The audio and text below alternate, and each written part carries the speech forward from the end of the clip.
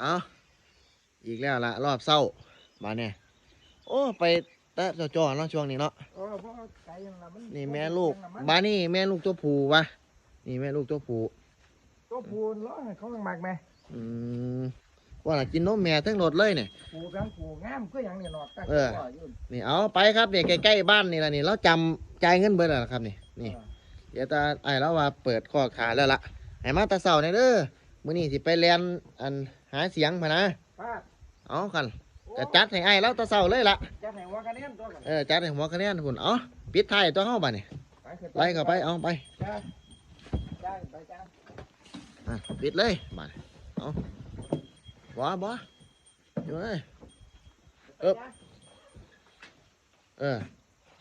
เอาดีเลยนั่นไปไอ้แล้วเปิดคอกเลยบัดนี่จ้าเข้าไปจ้าเราพอท่านได้ถือยิ่งแน่แต่ว่าเขาถือแล้ว